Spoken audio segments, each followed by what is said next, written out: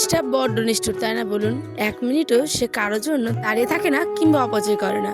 আর সত্যি কথা বলতে এই সময়টাই আমাদের জীবনের প্রত্যেকের কাছেই মূল্যবান। সেটা হোক না ভালো কিংবা খারাপ। জীবনে ভালো মন্দ নিয়েই তো জীবন। আর জীবনের এই ঝড় ঝাপটা সমস্ত কিছুকে সামলে নিয়েই যে শক্ত করে নিজের পরিবারের পাশে দাঁড়িয়ে থাকতে পারে, সেই তো এই যুগের আসল যোদ্ধা। আমি পায়েল, উত্তর দিনাজপুর জেলার ছোট্ট একটি গ্রাম থেকে নিয়ে হাজির হয়েছি সুন্দর একটি ছোট্ট ব্লগ। কী অবস্থা আমার প্রিয় পরিবার? আশা করছি যে যেখান থেকে ব্লগখানা দেখছেন ভালো আছেন, সুস্থ আছেন। আমি তো বললামই ভালো আছি। তাহলে চলুন দেরি না করেই সকালবেলায় আজকে কী কী কাজ করলাম সেটা একটুখানি শেয়ার করে নিই। দেখুন, এখন কাটছি পেঁয়াজ, কাঁচা লঙ্কা, আর দেখতেই পেলেন বেগুন আর আলু। ভাজা করতে যাচ্ছিলাম কিন্তু আনের আব্বা বলছে যে না, ভাজা করো না, একটু মাখা মাখা করে তরকারি করো। কিন্তু বেগুনটা যেহেতু একদম বুড়ো হয়ে গেছে, কি বলবো, ভাজা করলেও বীজগুলো ঘ্যাচ ঘ্যাচ করতো। আর কেনা জিনিস তো নষ্ট করে লাভ নেই, তাই না বলুন? আর পরিবার, জানেনই তো, থামেল দেখে আপনারা বুঝেই গেছেন, পরিবারের প্রত্যেকেরই আজ ভীষণ কি বলবো, কষ্টর দিন আর কি। তো কেন না কেন সমস্ত কিছু একটু পরে শেয়ার করছি। চলুন তার আগে রান্নাটা বসিয়ে দিন, হয়তো দেরি হয়ে যাবে, আমের আবার খেয়ে বেরোবে। এখানে বেগুন আলুর তরকারিটা বসিয়ে দিয়েই চলে গেলাম হচ্ছে কি আমাদের বাড়ির বাইরে, বলতে একটা ফাঁকা জায়গা ছিল সেখানে। আমাদের বাড়ির যে ছোট্ট থেকে পুষে পালে মানুষ করেছে ছাগলটা, বলেছিলামই তো যে সর্দি জ্বর একটুখানি ছিল, তারপরে সে ঠিক হয়ে গেছিলো। কিন্তু বিশেষ করুন এমন অবস্থা হয়েছিল পরে যে কি বলবো, শেষের মুহূর্তে এমন ভুট্টা তারপরে ধান এই সমস্ত কিছু খেয়ে নেওয়ায় ছাগলটাকে আর বাঁচানো সম্ভবই হয়ে উঠছিল না। এত ছাগলটা কি বলবো, চিৎকার করছিল এটা সেটা।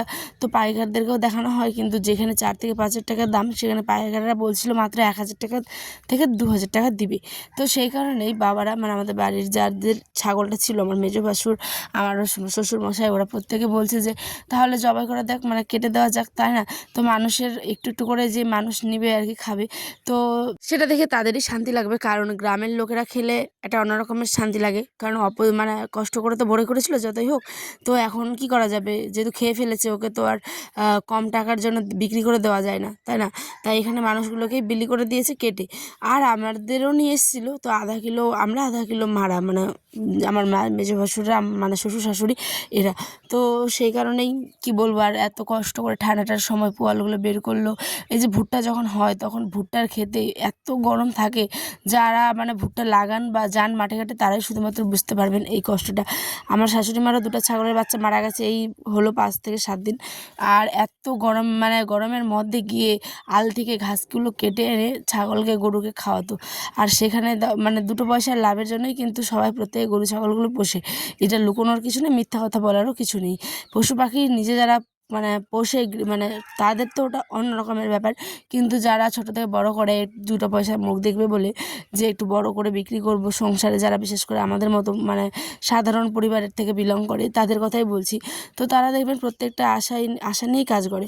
তো কি আর করা যাবে, যখন বড় করার পরে এই অসুখ চলে আসে তখন মনটা কিন্তু ভীষণ খারাপ হয়ে যায়। হ্যাঁ, তো মায়া বাড়িয়ে ওই জন্যই বলে সময় বড্ড, প্রথমে যে বললাম সময় বড্ড কঠিন, আবার কখনো ভালো। তো সবসময় জীবন যে কোন দিকে কাকে ফেলবে নিয়ে গিয়ে, সেটা কখনো বলা যায় না।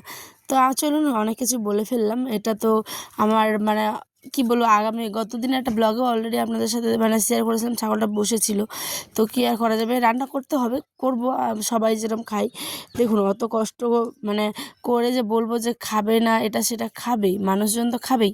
এই যে এত যে পোলট্রির ফার্মগুলো আছে বা মাছ আছে বা দোকানে যে খাসির মাংসগুলো নিয়ে আসে, প্রত্যেকেরই তো কি বলবো বলুন, বাড়ি থেকে কেউ না কেউ কিনে নিয়ে আসে পাইকারগুলো, তারপর না সেটা দোকানে বিক্রি হয়।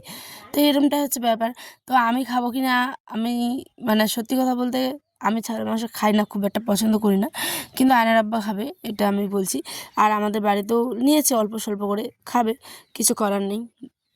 তো আমাদের এখন সমস্ত কাজগুলো কমপ্লিট হয়ে আসছে, বলতে ঘরের কাজে করলাম, রান্নাবাড়িতে হয়ে গেছে। দেখুন বাসনগুলো নিয়ে ওখানে ঢিপ রেখেছি, ধুতে হবে। তার আগে এখানে আলু পেঁয়াজের যে ডালাগুলো, সেগুলোও ভালো করে একটু ধুলাম।